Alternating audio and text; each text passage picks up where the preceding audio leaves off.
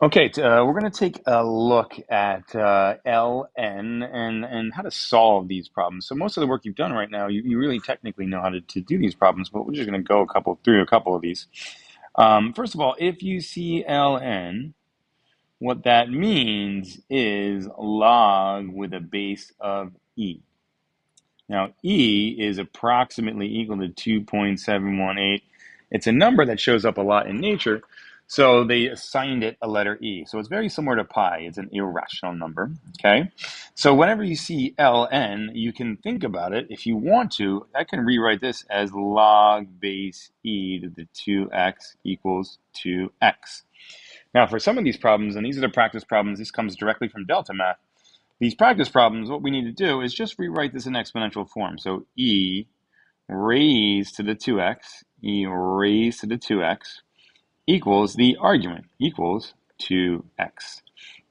Okay, so that's how you set this up. You want to make sure that we take the base, raise it to the other side, and it equals the argument. So if I'm looking at the same thing for number 2, it's base 5, right? So 5 raised to the 5x equals x squared minus 2x plus 20. Okay, so there's no way in these problems in delta math, you just need to rewrite it in exponential format. Okay, so we have logarithmic format, right? And then you rewrite as exponential format. This is in logarithmic format. And then you rewrite it as exponential format because I got that exponent right there, right? Same thing here. This is in logarithmic form using natural logs. And I'm going to rewrite it in exponential format. Okay? Next example. Now we're going to use our properties to solve here. So the first property we need to know is, remember, if there's a 2 in the front, I'm going to move that 2 up to the top. Okay, so I'm going to rewrite this as log base 3 of 5x minus log base 3 of 3 squared equals 2. Okay, so now what we can do here is, since we are subtracting, right, we're subtracting logs, we can write it as one logarithm. So I would write log base 3 of 5x divided by 3 squared is 9. And that is equal to number 2. Okay, so we're using our log properties now to solve. And then what we can do now is we want to convert. So I've got the base raised to a power. So I've got 3 to the second power equals 5x divided by 9. Okay, now we have a simple algebra equation. To solve this, I'd multiply by 9 on both sides because the 9s would cancel out. And 9 times 9 is 81. And I've got 5x left over here. So divide by 5, divide by 5. So our answer to this one is 81/5.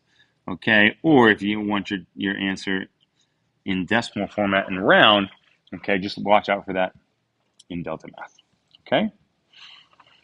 All right, last one is, and this is one of the reasons where logarithms were invented, is to find variables. Okay, so our variable here is an exponent, right? We want to find out the time here. So if something is compounded continuously, this is the formula. Okay, the amount in the account is equal to P to the E raised to the R times T. Okay, so what we can do here is figure out, well, we want to know, when does it reach $45,600? So when does it reach 45,600? If we're starting at 16,000, right, and it's continuously growing at a rate of 0.056 times t. So you can see where the variable is. The variable is up on top. It's an exponent, okay? So now what we need to do is try to see if we can simplify here. So if I simplify here, I'm going to divide by 1,600 and divide by 1,600. Okay, so if I do that on my calculator, I've got 45,45600 divided by 1,600. And then when you round here, okay, it's going to be 2.85. When you round here, you want to make sure that we're rounding to at least like 5 decimal places. Okay, So now what we have here is 0.056 times t, okay? So the rule here is I'm going to use natural log and then natural log. So anytime you're dealing with a problem with e involved, you want to use the natural log, okay? The natural log button is on your calculator. And what that does is now I can take this and then move it down to the front.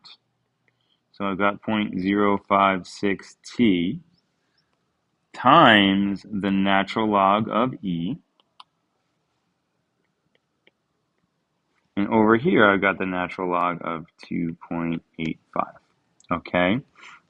Now, the natural log of e is technically just 1, because what is the log base e of e to the first power?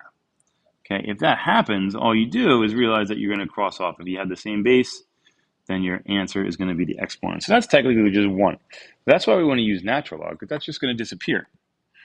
Now, to solve for t, I divide by 0.056, divide by 0.056, and there you go. All right, you're going to come up with your answer. So our time, let's say let's round to the nearest tenth, is going to be the natural log of 2.85.